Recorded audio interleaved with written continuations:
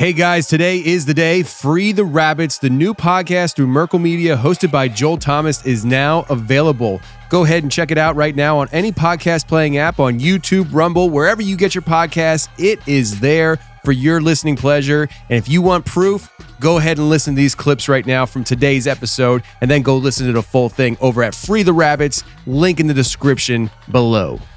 My parents were always critical thinkers, and they encouraged my sister and I to be critical thinkers. So I didn't really think anything about Bigfoot and all that. I just kind of thought that it was very possible they existed. I know as I got older, I dug into other conspiracies deeper, right?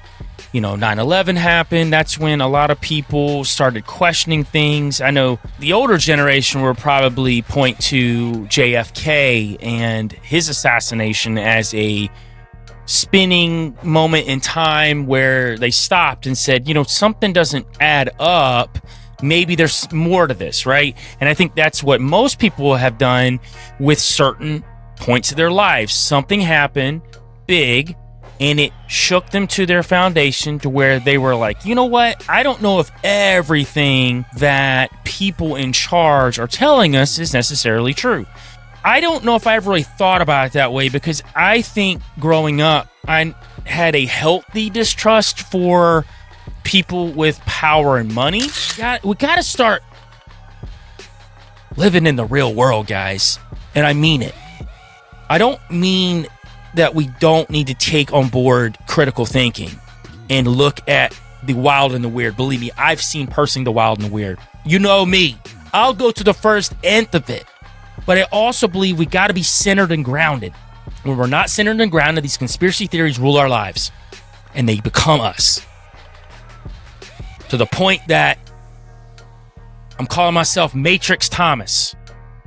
Because the Matrix theory is my theory, and it is everything in my life. A nudge, as we will use the term, is any aspect of the choice architecture that alters people's behavior in a predictable way without forbidding any options or significantly changing their economic incentives. To count as a mere nudge, the intervention must be easy and cheap to avoid. Nudges are not mandates. Putting fruit at eye level counts as a nudge. Banning junk food does not. So you see what they're using here? It's called nudge theory. They're going to nudge you in the way that they think you should go because you don't know what's good enough for yourself. Now, to his point, there are a lot of people out there making dumb decisions. A lot of people that don't critically think. And to his point, these sheep need to be herded around. I don't know if he's necessarily wrong from his angle in how he thinks about that. He's not. Now, I don't think that way because I don't look at people as sheep and cattle. And I think people need the right to think for themselves and the ability to do so.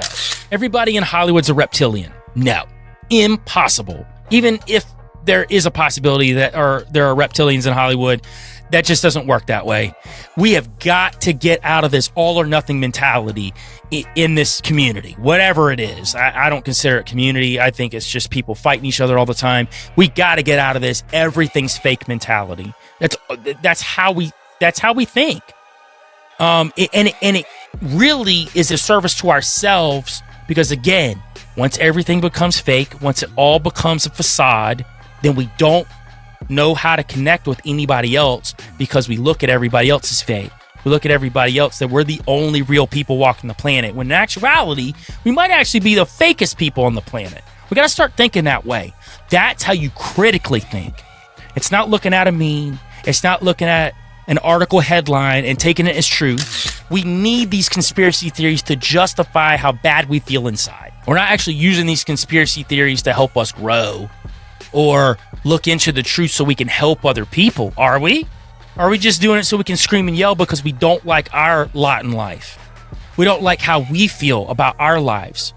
We're not getting along with our wives or husbands, girlfriends, boyfriends, kids.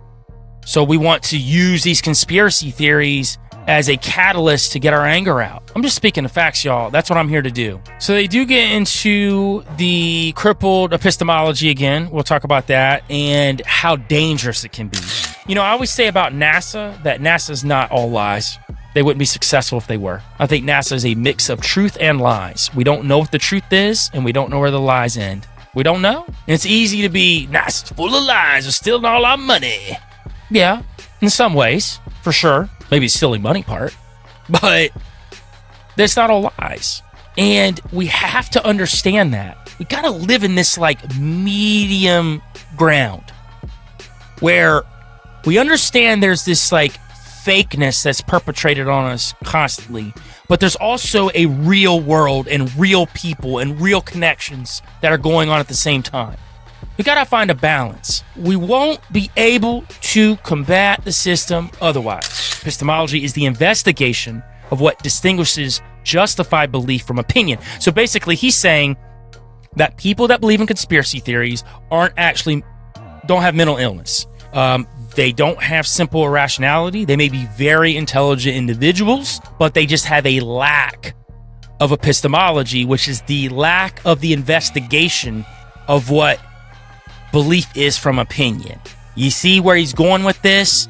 He's skewing the lines between what critically thinking is. He's actually spinning it back. He's saying to be a critical thinker, you have to be able to push back from these conspiracy theories. Right?